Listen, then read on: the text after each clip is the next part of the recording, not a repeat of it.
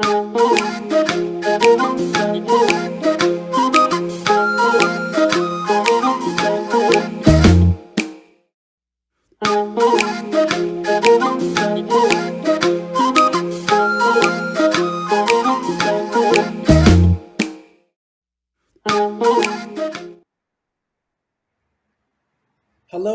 and welcome, our beloved Mager Media family members. I am Biniam Ambachew, and I'm your host from Mager English program. On behalf of Mager Media staff, I would like to wish you and your loved ones a happy Ethiopian New Year. Today, we will discuss and examine why fighting has resumed at full scale in Ethiopia between the Ethiopian federal government and the Tigrayan People's Liberation Front, or TPLF. My guest today is Mr. Brahane Meskel Nega. Mr. Brahane Meskel has more than 35 years of service in multilateral diplomacy and working with the United Nations peace and humanitarian operations around the world, with a particular focus on resolving conflicts in Africa. Mr. Brahane Meskel, it's a pleasure to be with you, and thank you for accepting our invitation and coming to the show.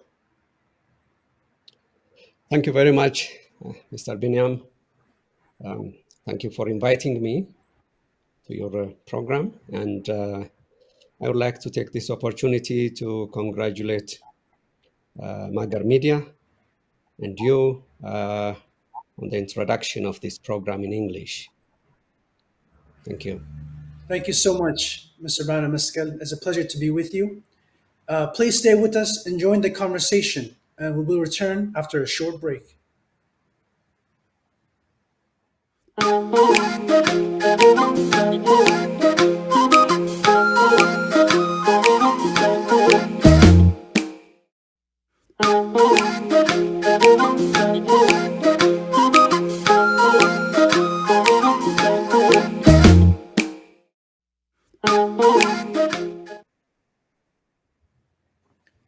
Welcome back to all of you. To start us off, Mr. Brahane Meskel, can we begin with introducing yourself for our audience members, giving them a brief overview of your multilateral diplomatic work in the United Nations peace and humanitarian operations around the world? Let's start there. Thank you very much again, Dr. Biniam. In terms of my training, I'm international law and lawyer, and also studied international affairs and government and politics. In terms of my professional background, I think you mentioned it earlier. I served in the Ethiopian Foreign Service for some time, from mid-80s to the end of 90s, in various capacities, including at the Ministry of Foreign Affairs in Addis Ababa, and also at the Permanent Mission of Ethiopia to the United Nations in New York, in various capacities again. I was responsible in New York at the Permanent Mission of Ethiopia for international security and peace issues, as well as for legal affairs. And in those capacities, I have represented Ethiopia in various international conferences, also in the negotiation of international agreements and conventions. For example, in the negotiations of the UN Convention on International non-navigational uses of international water courses, which took some time, I think, for 5 years.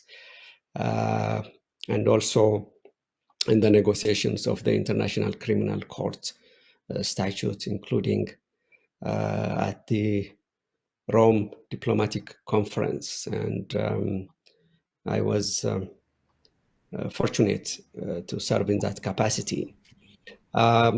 Since I left the Ethiopian Foreign Service uh, around 1999, I joined the United Nations Secretariat and served in various countries in various capacities as well, mostly in Africa, West Africa and East Africa, in Sierra Leone, Guinea, and lately in Sudan as well, mainly focusing on international peace, peacekeeping, peace building, political transitions, mediation, facilitation of peace agreements as well, elections, and various areas. So the latest role I had was facilitating the Sudan peace process from 2019 to 2021, which culminated in the signing of what is called the Juba Peace Agreement in Juba. So I think I, I will stop here, not to take much of your time. Thank you. Thank you so much, Mr. Brhan and Ms. for your wonderful introduction. Um, so today's topic will discuss why has Ethiopia's ceasefire failed. We will explore the collapse of the ceasefire and TPLF's invasion into the Amhara region. And we will discuss the role of the international community, in particular, the auspices of the African Union, United Nations role in mediating and mitigating the peaceful resolution of the conflict. So, as we know, the 22-month-long war in Ethiopia had led hundreds of thousands to perish, millions to be displaced, and caused an unprecedented humanitarian crisis in Amhara, Tigray, and Afar regions. For about 5 months, a fragile ceasefire, and some describe it as a stalemate, was reached between TPLF and the federal government of Ethiopia. A humanitarian truce was agreed in March of this year for humanitarian aid to flow to Tigray region. However, on August 24th of 2022, just last month, this ceasefire was shattered and reports came out indicating clashes between the Ethiopian army and the Tigrayan forces around Kobo region in Amhara. The fighting has since spread across multiple fronts in Wello region near Kobo, Robit, Sakota, as well as in North Gondar and Wilkite near Humera. Furthermore, uh, recent reports indicate multiple drone attacks in Tigray's capital, Mekelle, and the fighting has continued. Mr. Brahana Meskel, why did this fighting resume at full scale? Both sides, the TPLF as well as the federal government, accuse each other of shooting first. Who was the instigator to your knowledge? And how do you assess the current dynamic and trajectory of the conflict?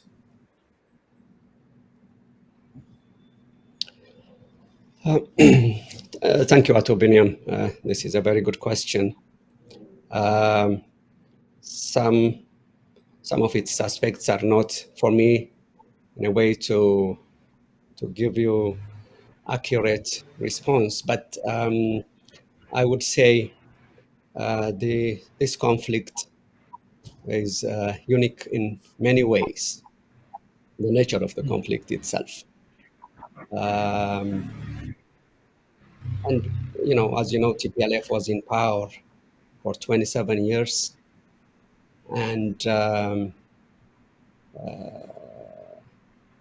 was working to undermine the the change which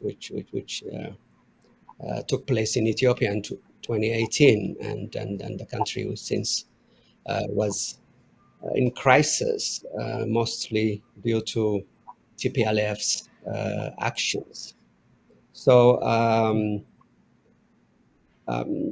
taking the overall, nature of TPLF, I think to be for the country to be in a perpetual conflict is not surprising in a way. So I think if we go back to the second round of conflict, of this conflict, TPLF was very much, after its defeat in the first round, able to reorganize, rearm, and launch, second round of war, which spread through Amhara and Afar regions, and which had very devastating consequences, especially to the people in the two regions. And that second round of conflict, in a sense, culminated with the victory of the Ethiopian side. Of course, I mean, Tigray is also Ethiopian. I don't want to be misunderstood on that. With the defeat of TPLF, just to choose the better word. But again, TPLF used the 5 or 6 months of somehow relative peace or cessation of hostilities to reorganize itself again, to rearm, and to prepare, of course, for another war which is now ongoing. So that is, I think, basically why it ignited again or restarted. I think the issue was TPLF has never been sincere about peace.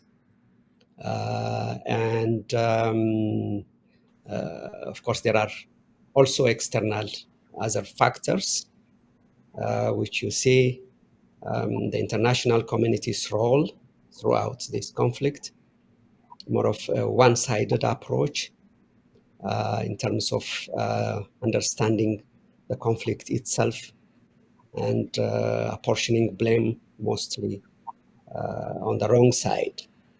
Of course, TPLF in this conflict is not by itself. There are other external actors who are actively supporting it, arming it, and encouraging, the continuation of this war for various reasons.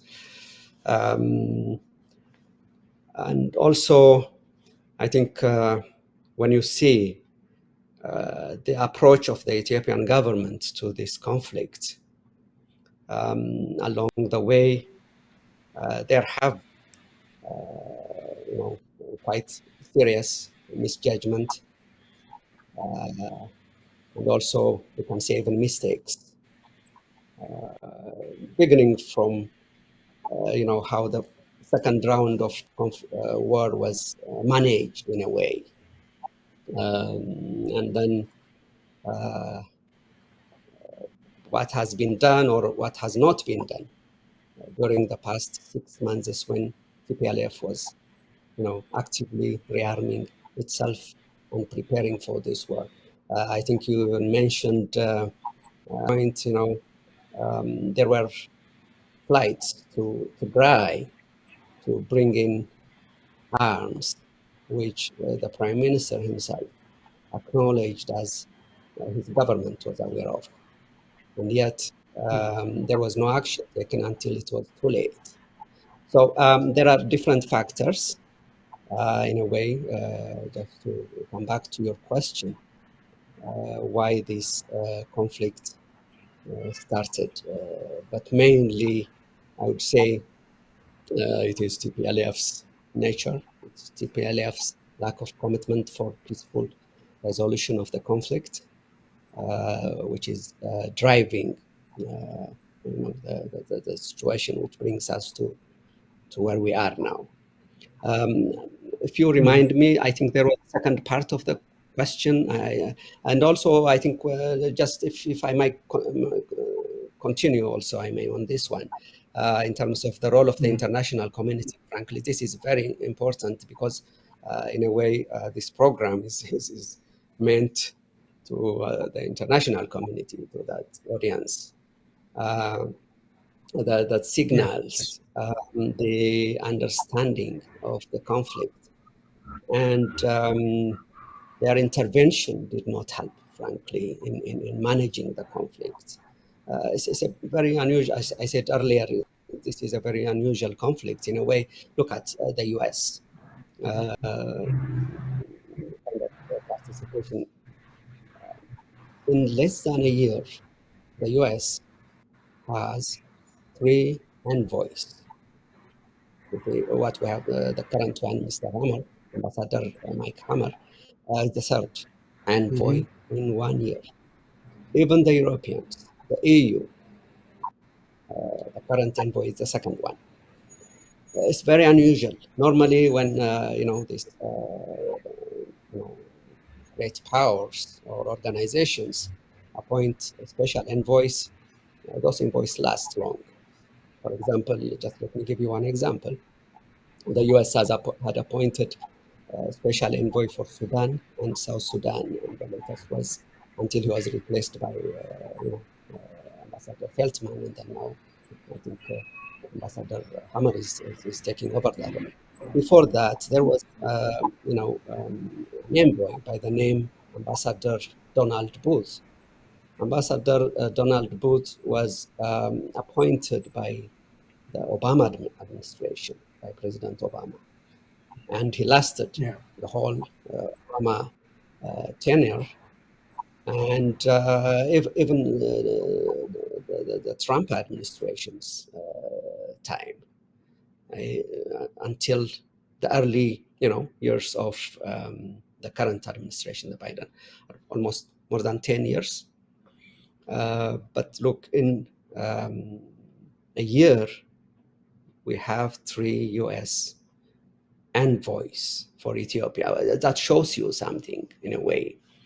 That shows you the complexity of the crisis, as well as the shifting positions within the US in a way, the internal dynamics.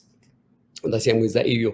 So that's what I think, just to put it in perspective, that is the dynamics, the conflict dynamics, and both the internal and as well as the external, factors which are contributing to the conflict, which we'll probably discuss further, as we go. Thank you.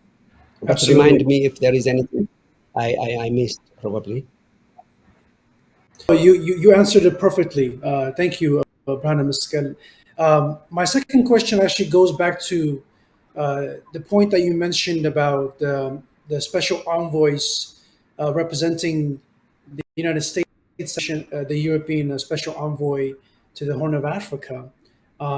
We know that Mike Hammer, as you mentioned, visited Ethiopia in September of this month.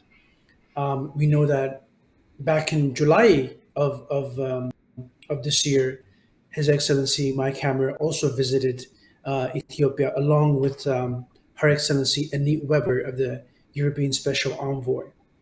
Um, we also just learned that President Joe Biden extended last year's executive order 14046, which was signed on September 17th of 2021, to continue in effect beyond September 17th, 2022. This executive order imposes sanctions on certain persons with respect to the humanitarian and human rights crisis in Ethiopia. We are told that these sanctions are targeting unnamed officials connected to disturbing or threatening peace and security and stability in Ethiopia. So, my second question, Mr. Brandon Mescal, is this: what is the significance of Mike Hammer's visit to Ethiopia, and how do you assess President Biden's sanction on these officials that the U.S. believe have the purpose or an effect of expanding the crisis in Ethiopia, as well as you briefly touched upon this in the previous comment, but your overall assessment of the United States' involvement in mediating Ethiopia's conflict. Okay, thank you very much again. On the significance of Ambassador Hammer's return to Addis after the resumption of hostilities, um, I think that is important in a way. Um, Even not long before the third round of war started, Ambassador Hammer and other envoys were already in Ethiopia, and that they were working on how the peace talks would start. And then soon after his return, of course, the third round of conflict again flared up, started. And it is natural that he returns back to Ethiopia and continue his efforts, I understand. And also I understand it's not only him, but also the AU envoy, high representative, Mhm.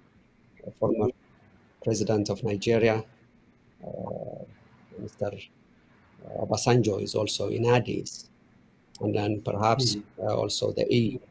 So I think his return is important and significant as former President Obasanjo's presence and efforts are also critical at this stage in a way. You see a number of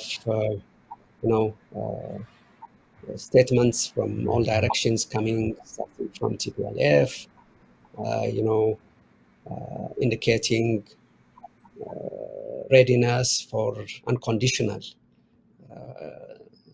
talks, which was again, somehow echoed by governments, other governments, including the US and also the UN, AU, and so on and so forth, and certain also, again, reports that there have been some secret kind of discussions or meetings in Djibouti or somewhere. So there are a lot of activities ongoing since Yeah. the resumption of hostilities. So it's just to say it was natural for him to be back and for the other envoys as well. In terms of the extension of the emergency kind of Mhm. declaration of the Biden administration on Ethiopia, which was to expire on the 17th of September of 2021 to now, because it was first issued on September 17, 2021. It was meant for 1 year, and if it were not extended, it would have expired. So I think the intent looks like to extend it before it expires and to put, of course, pressure on the parties to find a solution in a way. It's very curious if you read the letter of the Mhm. President Biden, to the Speaker of the House. If you see just one sentence at the end, it says, of course, I mean, it talks about the continuation of the conflict and the grave human rights violations and other consequences of this conflict. But it states this conflict poses a threat to, and poses a unusual and extraordinary, unusual and extraordinary threat to the national security and interest of the United States of America. So, in a way, the United States looks at the conflict in Ethiopia as posing unusual and extraordinary threat to the national security and national interest of the US. This is a very, very serious determination, frankly. In itself, this would require really some kind of discussion. In what sense conflict in Ethiopia really poses that far, that, a kind of unusual and extraordinary threat to the US. From there, I think one can, make different conclusions. Why the US is involved in this conflict, in managing this conflict, and whatever position they take is very important to closely follow and understand. I think with that, the last question was, how do you see the US role uh, in this conflict? And That's again, correct. I think the way the US administration put this conflict is, of course, as something posing, usual and extraordinary threat to the national interest and the national security. So, without going in details into that, if you Mhm. see overall, the US is a very important power with a lot of influence, leverage around the world. I think, and it will have an important role in assisting Ethiopia to resolve this conflict. So um, I think what matters is how the US role is managed, frankly, is perceived by the public. I think public trust is very, very important. Ethiopian public, I mean, not to be seen one-sided in the conflict, to be an even-handed and balanced, and so on and Yes. so forth. So I think that's where the discussion should be. But in terms of the importance of the US involvement in supporting, again, I want to understand the word supporting. That is very, very, very critical. But at the end of the day, this conflict can only be solved by Ethiopians. There is no doubt about it. But any support, regional or international, will be very helpful if it is balanced, if it is impartial in a way. Absolutely. Thank you, Mr. Bana Miskal. Uh, my another question that I have for you deals with the United Nations Human Rights Council resolution, the S33/1 that was adopted on December 17th, 2021. This resolution was titled the International Commission of Human Rights Experts on Ethiopia, the ICHREE. And this resolution was supposed to conduct a thorough and credible investigation into the alleged human rights violations and abuses in Ethiopia. And the report was supposed to be compiled and released to the United Nations Human Rights Council this month of September 12, 2022, for its 1 year duration. However, the United Nations Commission has extended the deadline for the report to be released on September 23rd. My question is, this resolution is mainly focused on understanding the conflict in Ethiopia, the war between the federal government and the TPLF. But there's another war that's happening in Oromia, specifically in Wallagga region, where civic organizations such as the Amhara Association of America, led by Dr. Todros Terfe, as well as Genocide Prevention in Ethiopia, led by Dr. Sanai Sanai, have released endless reports documenting some of the atrocities on innocent Amhara civilians in, for instance, in Lemlem Kabele, more than 300 were killed. In Tole Kabele, more than 1,000 were killed. And recently, the Agamsa massacre in Horogon of Wallagga were killed with impunity. And to make matters worse, we see that a pro the Oromo Liberation Army media outlets, such as Addis Standard or other international media outlets, they released a statement saying that Fanos were the perpetrators. But this is a treacherous and deceitful lie because there's no Fanos in Oromia region. But they shift the blame on Amhara Fano members.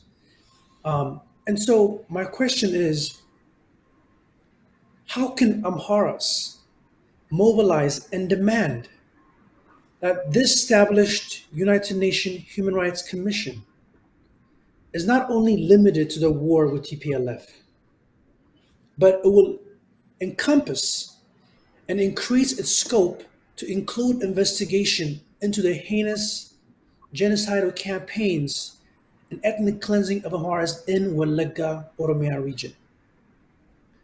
What can Amharas do to make that the Human Rights Commission has the mandate and the responsibility to investigate and include the Amhara genocidal campaigns in Oromia? What are your thoughts on this matter? Oh, thank you very much. This is a very important question. First, I would like to say what is happening in Wallagga, what has happened, what has been happening for the last 4 years, and which has now only intensified, is a matter of great concern. It is something which did not get enough attention by the international community. There are reports here and there by Amnesty, Human Rights Watch, and sometimes belatedly, but the situation, the atrocities being committed in Oromia, in particular in Wallagga, Western Wallagga, it is deplorable. And there should be more international attention to it. And whatever the government of Ethiopia so far has done on this is in the same vein, very much regrettable that not enough attention has been given. Not to get into the other aspects of the situation where some in the region were also found to be complicit in these atrocities, from the government, from the official side. So Yes. I think it is very important to continue to highlight the situation, whether it is through the International Commission of Human Rights Experts, which was set up by the Human Rights Council last year in December, or through all available means. That is, I think, critical. Of course, you mentioned that there is an effort to shift the blame, Yes. to Fano or others. I think that is even the most regrettable aspect of this situation in a way. Even not to recognize the crime itself and then to accuse the victims of committing the crime itself in a sense. So this, in essence, what shows is the need for an impartial, investigation, kind of comprehensive, understanding of the situation itself, and to deal with this matter as soon as possible, before even more atrocities are committed. In that regard, and just coming to your question, what would be the role of the commission, the Yeah. Commission of Experts, Human Rights Experts, which was set up by the Human Rights Council? There are kind of different schools of thought on that. Um, on the mandate itself.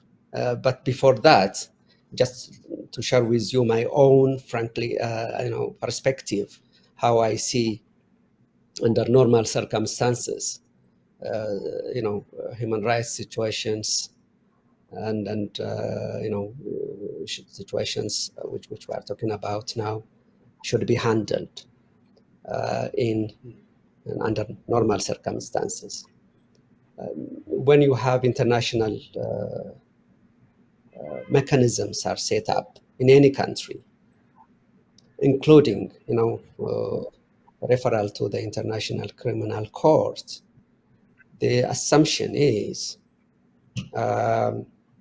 as these mechanisms are considered complementary to national mechanisms, because the first primary responsibility to address these human rights violations is the government's responsibility. It is the government who Yes. that is primarily responsible for ensuring, first prevention of human rights violation, and if they occur, their prosecution and also restitution. But in Ethiopia's case, and from that, my position was from the outset, even when this conflict began, and then there was a lot of calls for investigation, international investigation of the conflict in Tigray. First, it was in Tigray proper, the first round.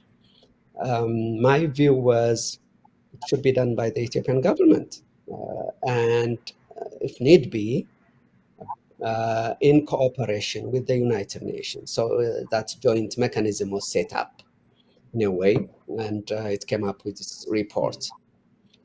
But subsequently, what we learned, what we saw, is the Ethiopian government now, especially when it comes to the issues you mentioned in Wallagga and other parts, doesn't seem to Yes. be willing or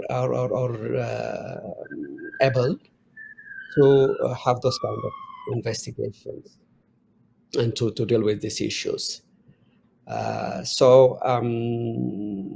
you know as well, the justice system, the judiciary, has also demonstrated in the past, let's say even 1 year, that it has lost all its powers. There are individuals who are in the custody of the government, which the courts at various levels had ordered their release on bail or otherwise, but they are being kept still in prison. You can name them, number of them. So that shows the justice system in the country is paralyzed, not to mention being politicized. So in that sense, it is important to have that kind of independent, impartial, kind of mechanism to come in and address this issue. The commission of experts, human rights experts, initially when it was set up in December, its mandate is really kind of sort of combination of different areas.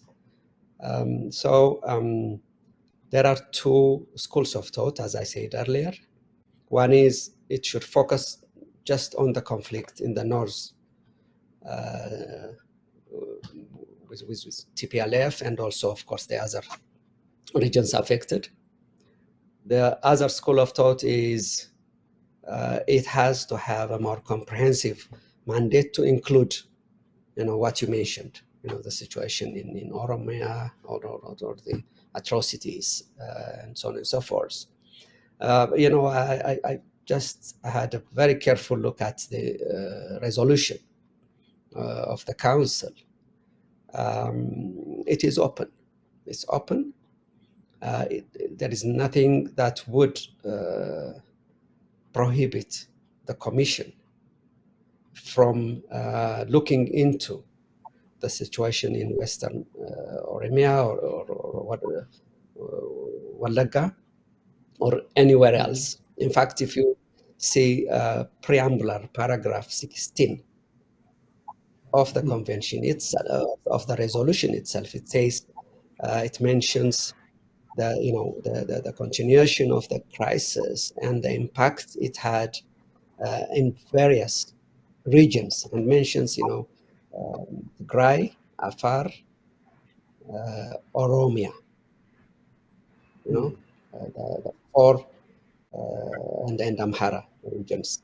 So it has already in the resolution, in the preambular paragraph 16, indicated, it has, a wider kind of mandate. And also added to that, if you, I'm sure you are aware, the commission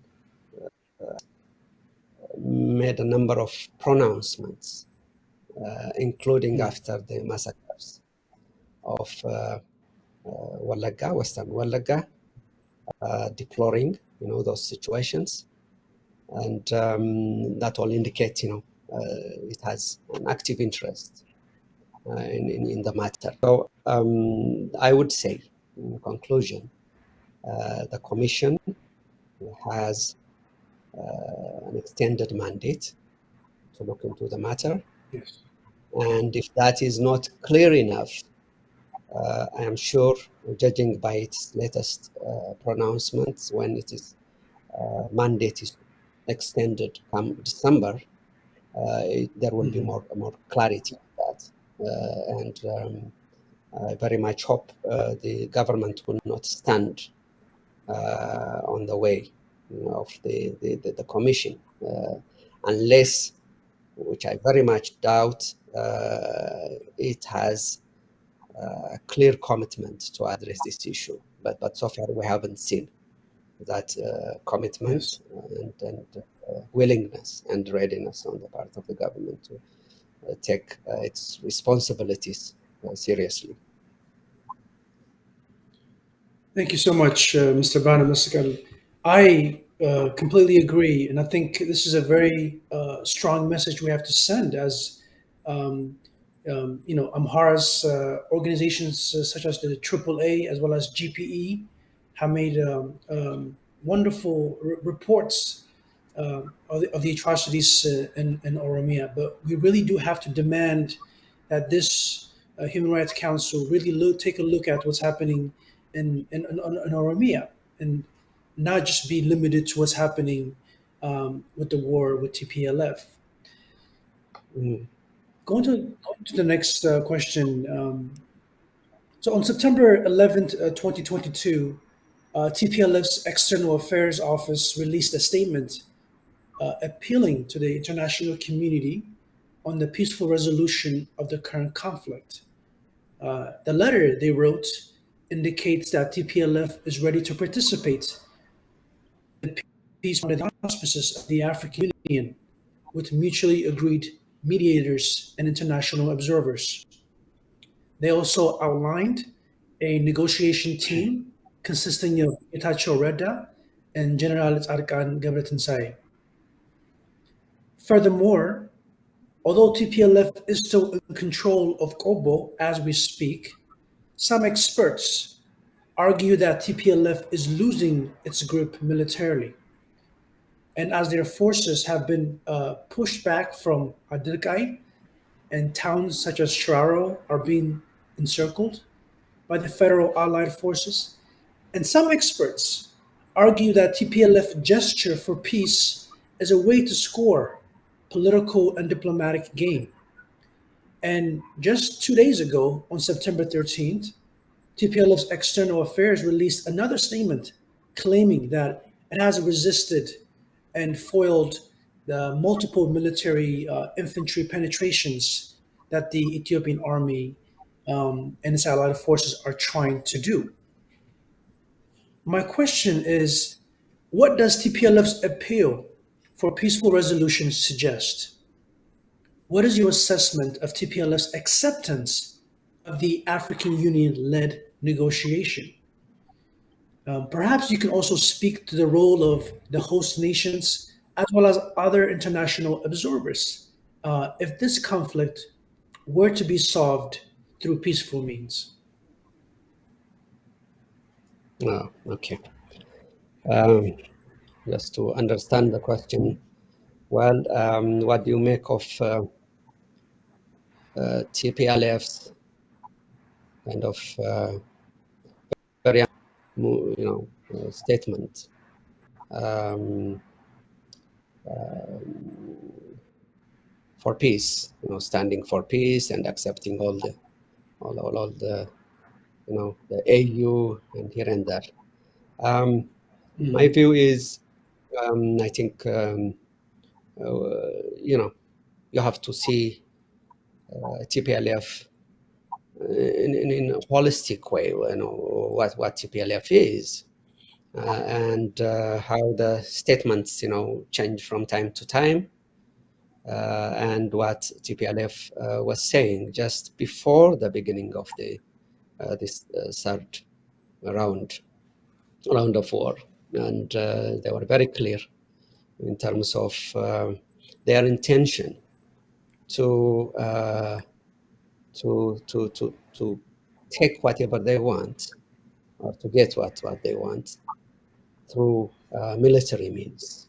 That was what they said before going to the current round of conflict. And in fact, they declared openly, "Now we are going now," and then the Yes. peace process has failed here and there. And also, you go back to 2021. The statements by the very same individuals which you mentioned, General Zadkan and Togetachew Radda, who said, Mhm. I think around this time last year, around September or August, when they were, advancing ADIs, and they said, okay, this war is over. Who are we going to negotiate with?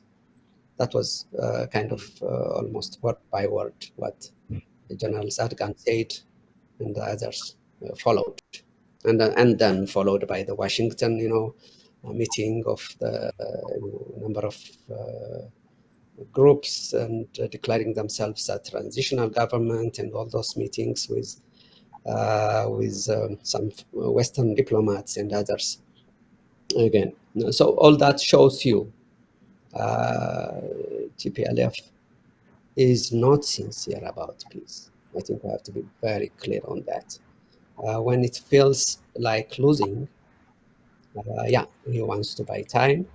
They want to buy time and prepare, and again, start another round of kind of conflict. So I wouldn't really read too much into what the latest statement, except I think they didn't achieve what they were set to achieve in the current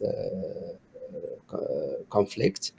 So they are looking at options, and then see what would work best for them. So I wouldn't characterize it as, okay, the TPLF is now committed, abandoned its policy of military solution. Some states and organization immediately jumped into TPLF's wagon, welcoming the statement, and then now let's cease hostilities, start, the talks and so on and so forth. So it was very much a kind of coordinated, some sort of effort in a way to kind of salvage again the TPLF. And also there are talks of secret, meetings in Djibouti, here and there, and all that. And really the very unfortunate aspect of all this is the absence of the Ethiopian government. You don't hear much where they stand, what they do. That's not the way to do this kind of to deal with this kind of issues. So I think the field is more of open for TPLF to manipulate the diplomatic arena and and take advantage, while the other side is more of probably choosing to do things, in a secret way, or just for unknown reasons, not to be effective in communicating what is happening. So that is, I think, the whole dilemma which we are in. But I wouldn't say the statement again, just to repeat, from TPLF shows their sincere commitment. There are a number of issues which you also, just in your question, to be looked into. For example, the role of the AU.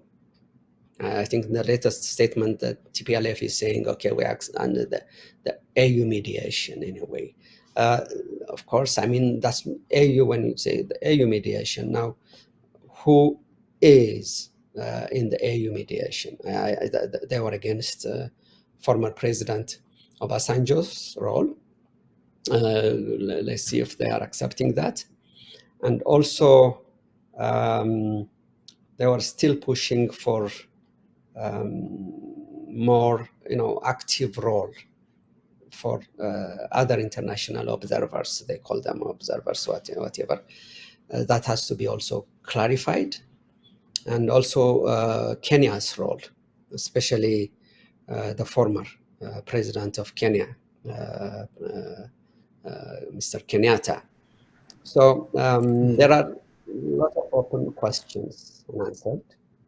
And those have to be cleared before an effective mediation process starts, if there is one to be. But unless they continue their secret negotiations and deals, which will fall apart right away, as we saw. So far, what they have done, it didn't really advance anywhere. They have to deal the process in a very transparent manner. Process. Added to this, again, I want to emphasize any peace process to be effective and achieve the desired results. It has to be inclusive. It has to be transparent.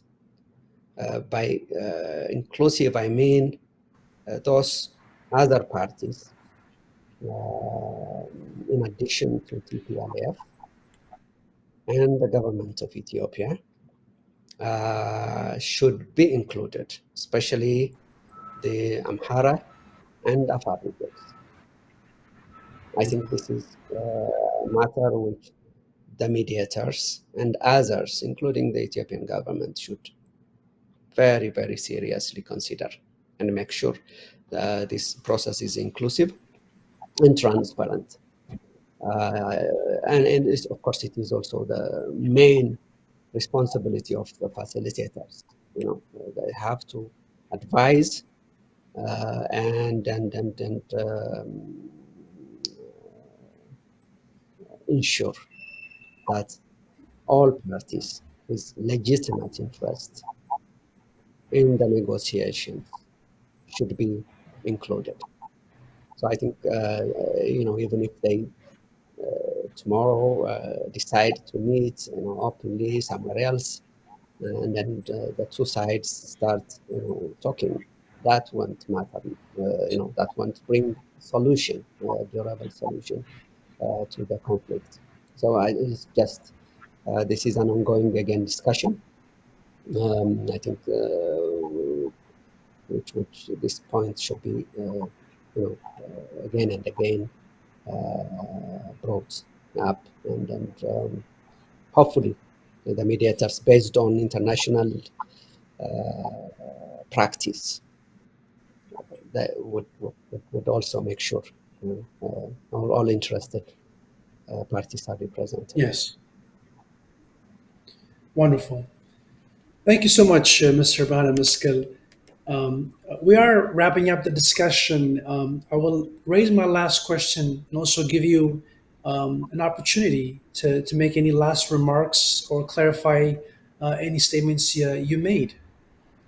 So recently, we have seen the crackdown and the arbitral arrest of well-known journalists such as Sisai Gobeze, activists such as Asaye Derbe, Amara Media Center journalist Abai Zodu, Roha Media host Ma'aza Muhammad, and a well-known historian and author, Tadios Tantu. He's still in prison.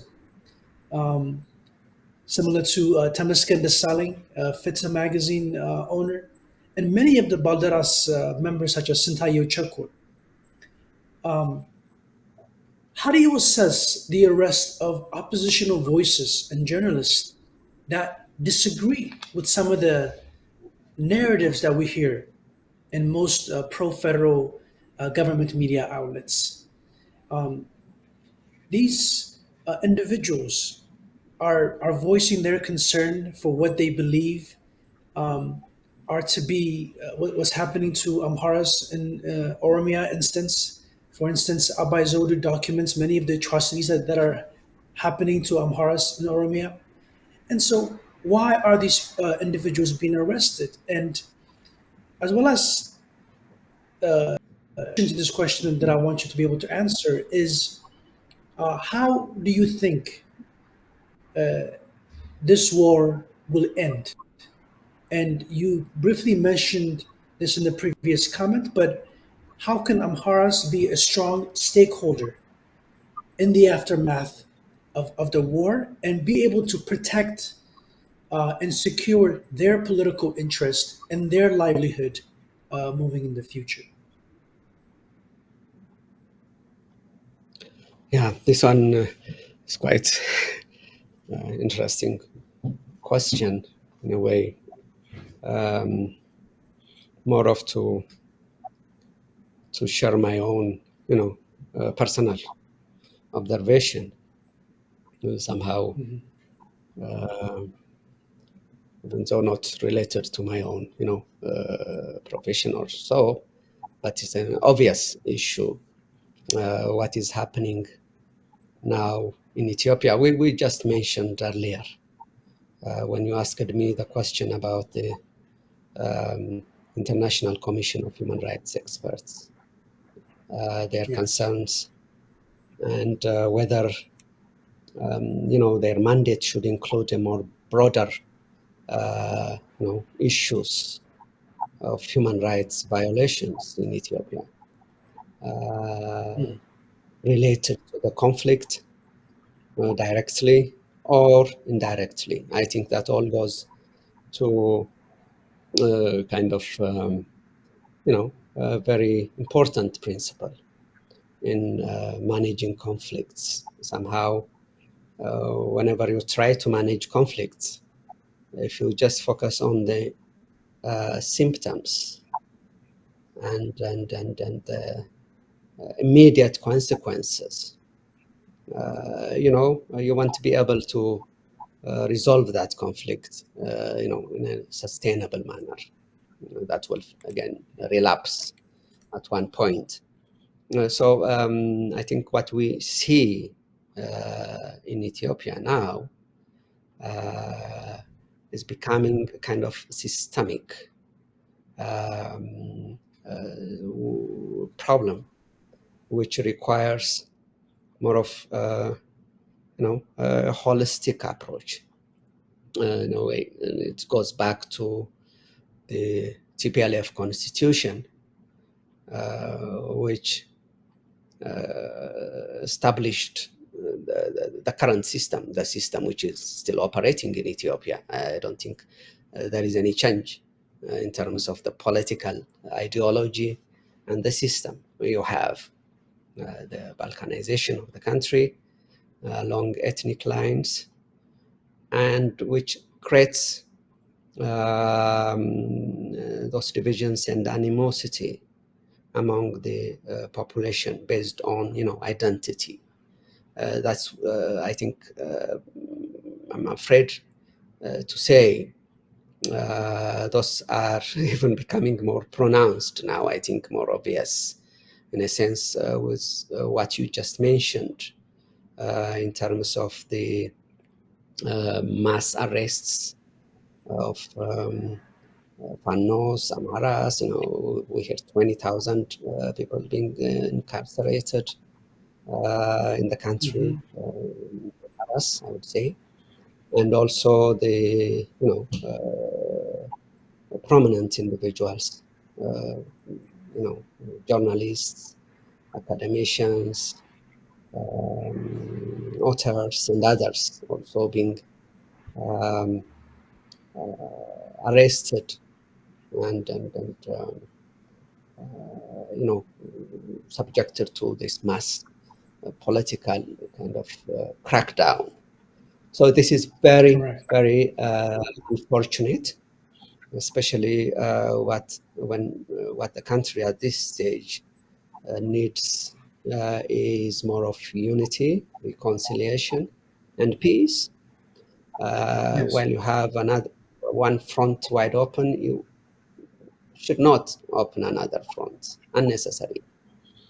So that is what is Absolutely. happening and prolonging the sufferings of the people and also the instability of the country. So I think this is a grave situation, and this is not an issue. Of course, primarily it is for Amharas now to organize, unite, and push back on this. Mhm. But it is also for other Ethiopians, in a way, to take notice of what is happening and understand this won't help the country moving forward, including the government itself. So it's a matter of really concern, in a way, to see uh, where the country is going in terms of the what is happening in Amhara region and beyond. So that is Absolutely. what I would say. I think in answering to your question in at least in a general terms, without getting into individuals and merits. We mentioned names of individuals very active in terms of reporting on the conflict itself, in terms of Hmm. documenting, violations. That would not really doesn't bode well. With any effort towards a peaceful resolution of this conflict and ensuring stability of the country. So there is a lot of work to be done, Yes. and I think I will just leave it as that. Thank you.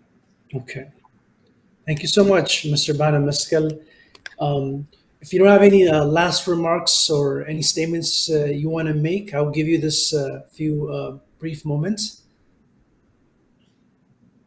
Yeah, thank you very much, Ato Biniam, again. I'm really happy that Magar Media launched this English program. It was my feeling always that, we were talking to each other.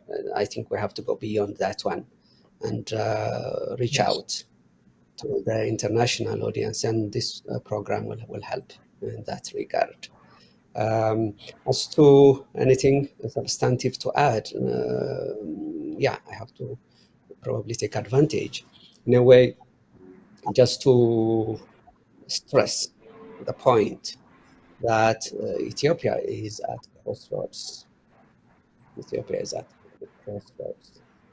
And I'm saying that, all the time you have crisis. Okay, this is a common one. Why at a crossroads? I mean it, and we see it. And I have lived relatively long enough just to see, what has been happening in the last, at least since, let's say 50, 55 years in a way. Just in a way, things which I can analyze, understand. I mean, so if you compare where this country, our Ethiopia, is now to what, it was, let's say 30 years back, 32, 34 years back, even, when the country was confronted in all sides, during the dark regime. I mean, I'm saying. I was in the foreign ministry at that time. I was working in a way. I also worked with the new government for a while. There were conflicts, but those conflicts, whether it was with the Eritrean Liberation Front or TPLF or the others, or Somalia,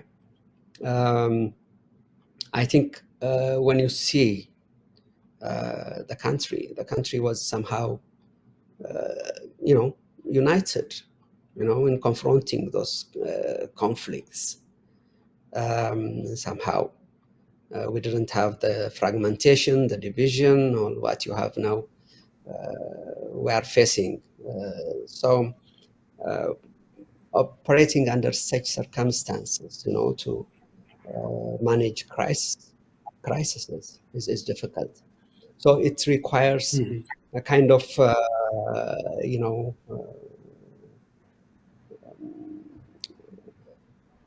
shall I say, radical approach Yes. in dealing with this, meaning you have to focus on the root causes of the problems which the country is facing now.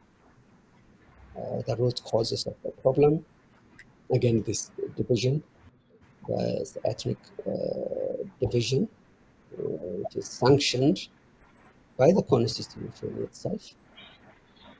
So you need radical change in Ethiopia. That's what I see. It doesn't mean, some may interpret it, okay, radical change is like a unitary government or one government. Whatever. No, that's not it. That's not it.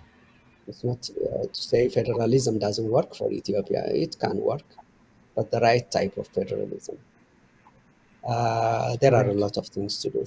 So I think my point is, the root causes of Ethiopia's problems have to be tackled, and those can be Yes. tackled, not by doing things, uh, in the usual manner. It's not a business as usual type of, approach one needs to follow. That was, I think, what I wanted to say. There is, even in your question, which I didn't answer directly, you said, how is this war going to end? That was Yes. your question. I don't know how this war would end, and ending, normally you end wars by war. Sometimes you win, and then you dictate peace, and sometimes both sides get, the feeling that they won't get anywhere, and then they sit and find a common ground. But for me, this war can end only when Ethiopia's fundamental problems, the root causes of the problems, are addressed, which includes the divisive constitution of the country. Yes. So, it's beyond this. I think the war which we are in now probably is a symptom, the cause, the immediate consequence of what we are going through as a country. And it doesn't, unfortunately, look like the government is having a clear position, at least to put it diplomatically or mildly, on that kind of vision for the country without the current Yes. constitution. So there is a lot to do, I think, in conclusion, for the war to end in different fronts and avenues. Thank you, Biniam. I really appreciate again. Wonderful. Thank you. Thank you so much, Mr. Bana Miskel. We had a wonderful, fruitful discussion. On behalf of the Migrant Media staff, it's been a pleasure speaking with you. And thank you for your insights, wisdom, and perspective for giving us tangible information on why Ethiopia's ceasefire has failed, and also for giving us an overview of the significance of the African Union led mediation, the peaceful resolution of Ethiopia's conflict. And thank you to our viewers, our beloved Migrant Media family members, for watching and staying tuned. You can rewatch today's show by visiting Migrant Media webpage and Migrant Media YouTube channel. Thanks again for watching. Until we meet again, take care. Thank you.